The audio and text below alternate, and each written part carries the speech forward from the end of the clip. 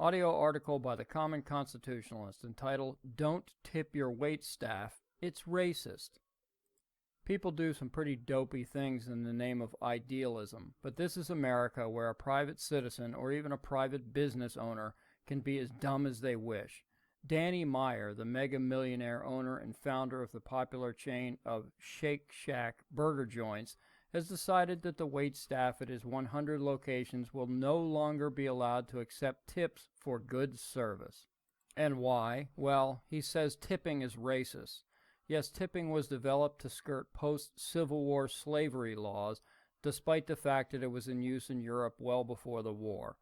Meyer calls the tip, which is short for to ensure promptitude, one of the biggest hoaxes ever pulled on an entire culture. You don't see it in Asia, he said. You don't see it primarily in most European countries. Yeah, you do. Maybe not in Japan, but certainly in Europe. Still, if Meyer wishes to use a socialist model for his restaurants, where outcomes are equal regardless of performance, he's welcome to do so. He's welcome to remove the incentive for his employees to do a better job for their customers. This got me to thinking. What else in America should be ceased, halted, or eradicated because of racism, or at the very least developed or promoted by racists? Turns out, lots of things. We shouldn't pay our federal income tax because of the ratification of the 16th Amendment and the consequent signing into law of the Underwood Income Tax Act by the 28th President of the United States, Woodrow Wilson, a virulent racist and eugenist. Princeton University should immediately close its doors, as Wilson was arguably the most famous university president. Only now are people beginning to complain about the many statues of Wilson's in campus buildings that bear his name, the president who resegregated the American military.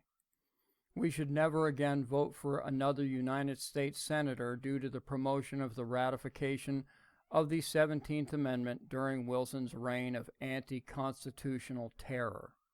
We should immediately terminate the purchasing of all Volkswagens, the people's car, as they were developed by the Nazis, specifically Ferdinand Porsche, at the behest of Hitler. So I guess for those who can afford one, buying a Porsche is also out. The public should no longer ride on public transportation, colloquially known as the city bus. The original omnibus was made popular by Hitler and the Nazis. We should never again drive on an interstate or any other superhighway. The Nazis may not have originally developed the concept of the highway system, but they made the Reichsautobahn famous to be copied worldwide, even by President Eisenhower, who was not a racist.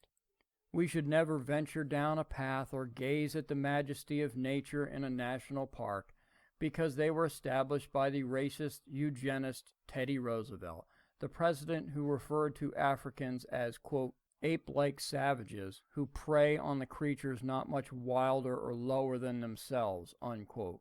In a 1905 statement, he asserted that Caucasians were, quote, the forward race, unquote, destined to raise, quote, the backwards races, unquote, through, quote, industrial efficiency, political capacity, and domestic morality, unquote.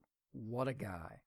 We should abolish the FDA and cease all federal inspection of meats because these too were domestic accomplishments of a Teddy. All payments to Social Security recipients should immediately be halted, as it was established by racist Franklin Roosevelt, who refused to invite one of our most revered Olympians, Jesse Owens, to the White House to celebrate his 4 gold medals in the 1936 Olympics, while inviting all the white athletes. To that, Owens said, quote, Hitler didn't snub me, it was our president who snubbed me, unquote. Everything advanced by Franklin Roosevelt should be immediately repealed due to his racism. Racism that showed when he placed his political career ahead of support for anti-lynching laws. I could go on for pages, but I think we all get the point. The point is for this guy to just get over himself. There hasn't been slavery in this country for hundreds of years. It's time to let it go. Thank you for listening.